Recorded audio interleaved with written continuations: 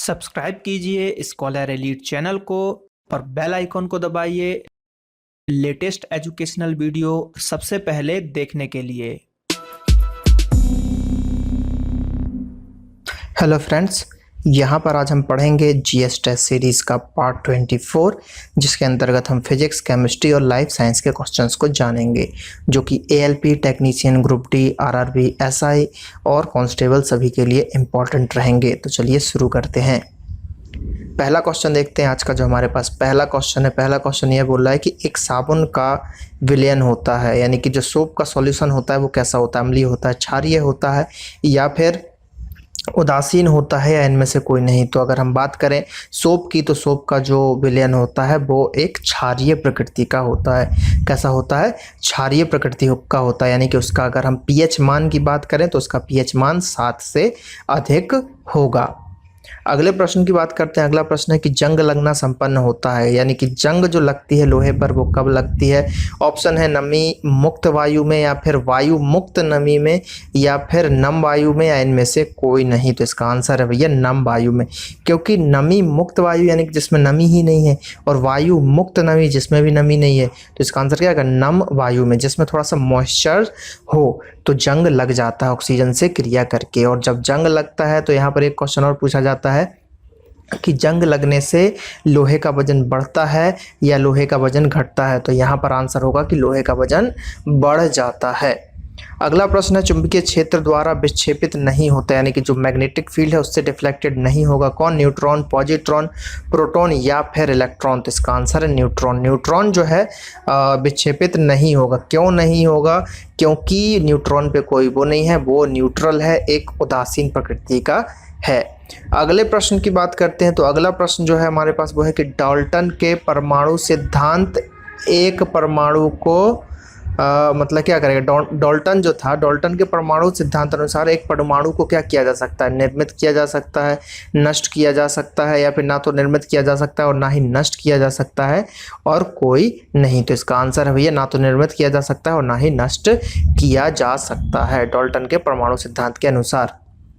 अगला प्रश्न है हाइड्रोजन के एक तत्व, मतलब हाइड्रोजन तत्व के एक परमाणु का भार कितना होता है? तो हाइड्रोजन तत्व के एक परमाणु का भार होता है 1.66 × 10⁻24 G होता है। तो ये आपको याद रखना है। और हाइड्रोजन से रिलेटेड चीज़ें और याद रखनी है कि जैसे हाइड्रोजन के 3 समस्थानिक होते हैं, ठीक है। थर्ड वाला जो होता है वो रेडियो एक्टिव होता है, जो ट्राइटेरियम है ना, तो उसको आपको याद रखना है इन सब चीज़ों को। अगले प्रश्न की बात करें तो अगला प्रश्न है हमारे पास कि निम्न में से आहार नाल का कौन सा भाग पाचन एंजाइम स्त्रावित नहीं करता? आहार नाल का कौन सा भाग पाचन एंजाइम स्त्रावित नहीं करता है? ग्रास नली, अमाशय ग्रहणी या फिर मुख। तो इसका आंसर हो जाएगा ग्रास नली। अगला प्रश्न है कि श्वासनाल व श्वासनियों में उपस्थित होते हैं, क्या होते हैं? सी आकार के उपस्थित जो छल्ले होते हैं, यहाँ पर पूर्ण उपास्थल छल्ले होते हैं, पूर्ण काइटिन के बने छल्ले होते हैं, सी आकार की काइटिन के छल्ले होते हैं। तो इसका आंसर है सी आकार के उपास्थल छल्ले होते हैं। तो इसका आंसर हो जाएगा ऑप्शन नंबर 1। अगले प्रश्न की बात करते हैं। तो अगला प्रश्न है हमारे पास कि सी आकार के उपास्थल छल्ले श्वेत रुधिर कोशिकाओं का निर्माण करते हैं, यानी कि यहाँ पे ल्यूकोसाइट्स का निर्माण करते हैं। कहाँ पर? अस्थि मज्जा में, थाइमस में, या फिर अगर हम बात करें आलिंद भित्ति में, या फिर लासिका गांठों में। तो इसका आंसर है बोन मैरो में, अस्थि मज्जा में। अगला प्रश्न है NIF जीन उपस्थित होते हैं किसमें? पेनिसिलियम में, या फिर एस्परजिलस में, या फिर राइजोबियम में, या फिर स्ट्रेप्टोकोकस में। किसमें होते हैं? तो ये होते हैं भैया राइजोबियम में यहाँ पर उपस्थित होते हैं। अगला प्रश्न है निम्न में से सिर्फ नर हार्मोन कौन सा है? एस्ट्रोजन, एड्रेनलिन, या फिर टेस्टोस्टेरोन, या फिर इंसुलिन। कौन सा इसमें से आपको नर यानी कि मेल हार्मोन आपको दिख रहा है? तो मेल हार्मोन जो होता है वो होता है टेस्टोस्टेरोन होता है, मेल हार्मोन।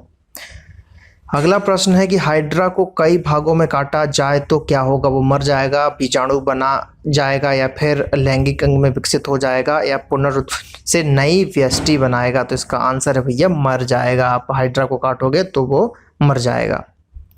अगला प्रश्न है प्राकृतिक जो है आपका प्रकृति, ये है ना, तो प्राकृतिक वर्ण द्वारा जातियों की उत्पत्ति किताब किसके द्वारा, मतलब ये जो किताब है किसके द्वारा लिखा गया था, जो origin of species by natural selection, ये किसके द्वारा लिखी गई है, तो भैया डार्विन का लिखा गया। नेचुरल सिलेक्शन बहुत ही फेमस है, तो डार्विन आपको लगाना है। अगला प्रश्न है पारिस्थितिकी तंत्र शब्द का गठन किसने किया था, टेंसले ने किया था, ओडम ने किया था और वार्मिंग ने किया था या डार्विन ने किया था, तो ये किया था टेंसले ने। किसने किया, टेंसले ने किया था।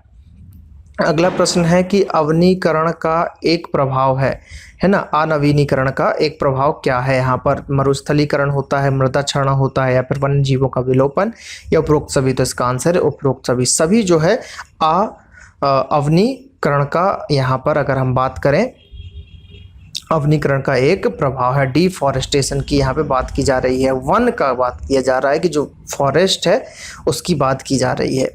तो अगला प्रश्न जो है एक और हमारे पास है, निम्न में से कौन सा अंगक लाइसोसोम में या लाइसोसोम के निर्माण में भाग लेता है। तो लाइसोसोम के निर्माण में जो भाग लेता है वो लिखता है गोल्गी संकुल। कौन सा, गोल्गी संकुल लेता है, गोल्गी कॉम्प्लेक्स यहाँ पर भाग लेता है। अगला प्रश्न, तार का विशिष्ट प्रतिरोध निर्भर करता है, यानी कि तार का जो रेजिस्टेंस है वो किस पर निर्भर करता है, तो ये करता है उसके पदार्थ पर, किस मटेरियल का बना हुआ है उस पर डिपेंड करता है। प्रतिरोधकता की इकाई क्या होती है, तो देखिए ऑप्शन है हमारे पास ओम, ओम मीटर इनवर्स या महो मीटर इनवर्स, तो इसका आंसर हो जाएगा ओम मीटर। तो हमने ओम जी के कारण जो है ये सब चीज़ें संभव हो पाई हैं, तो आपको याद रखना है कि ओम मीटर जो है प्रतिरोधकता की इकाई होती है। अगला प्रश्न है, यदि एक मुलायम लोहे के टुकड़े को पृथ्वी की सतह के नीचे उत्तर और दक्षिण दिशा में गाड़ दिया जाए तब क्या होगा, तो वो होगा भैया यह चुंबक के गुणधर्म ग्रहण कर लेगा, यानी कि चुंबक बन जाएगा मुलायम लोहे को अगर आप गाड़ के रखते हो। चुंबकीय क्षेत्र बी में एक स्थिर आवेश Q पर लगने वाला बल क्या कहलाएगा या क्या होगा, तो वो होगा भैया 0, शून्य होगा। अगला प्रश्न है, प्रकाश के नियमों के अनुसार क्या होता है, तो प्रकाश के नियमों के अनुसार होता है आपतन कोण परावर्तन कोण के बराबर होगा। जितने पे किरण आपतित होगी उतने ही एंगल से वो परावर्तित भी होगी। आपतित यानी गिरना, परावर्तन यानी रिफ्लेक्ट होकर वापस जाना। तो अगर 20 डिग्री पे गिर रही है तो 20 से ही वो वापस आपको जो है परावर्तित होगी। अगला प्रश्न जो है देखने को मिलेगा यहाँ पर वो है कि निर्वात में प्रकाश का वेग 3.0 × 10⁸ मीटर पर सेकेंड है। एक पारदर्शक पदार्थ का अपवर्तनांक 4/3 जो है यहाँ पर आपको मिलने वाला है 4/3। देन तब द्रव में प्रकाश की चाल कितनी होगी, तो द्रव में प्रकाश की जो चाल होगी वो होगी 2.25 × 10⁸ मीटर पर सेकेंड। अगला प्रश्न है, एक सामान्य आंख की समंजन क्षमता आंख से लेंस की शक्ति में अधिकतम परिवर्तन लगभग कितना होता है, तो वो होता है 4D तक। अगला प्रश्न है कि संलयन अभिक्रिया कैसे संभव होती है, तो संलयन अभिक्रिया उच्च ताप पर होगी, अति उच्च ताप, ठीक है। तो संलयन प्रक्रिया अति उच्च ताप पर होती है, नाभिकीय संलयन। एक पिंड गति में, ठीक है, कहा जाता है यदि अगर मतलब पिंड जो है गति अवस्था में है तो उसको कब कहोगे, तो भैया यदि परिवेश की वस्तु के सापेक्ष उसकी स्थिति बदलती रहे, समय के अनुसार उसकी स्थिति बदलती रहे दूसरे के सापेक्ष, तो उसको हम बोलेंगे कि भैया ये गतिमान है। अगला प्रश्न है कि अम्ल बनते हैं, अम्ल कैसे बनते हैं, तो अम्ल जब बनते हैं जब धातुओं के ऑक्साइड जल में विलय होते हैं। धातु के आप ऑक्साइड को वाटर में मिलाओगे तो अम्ल जो है यहाँ पर बनने लगेंगे। तो यहाँ पर जो है 25 क्वेश्चंस यहाँ पर हमने डिस्कस कर लिए हैं। आई होप कि ये वीडियो आपको अच्छा लगा होगा। अगर वीडियो अच्छा लगा तो लाइक कीजिए, कमेंट कीजिए, शेयर कीजिए अपने दोस्तों के साथ। चलिए मिलते हैं अगले वीडियो में। Thank you. जय हिंद, जय भारत।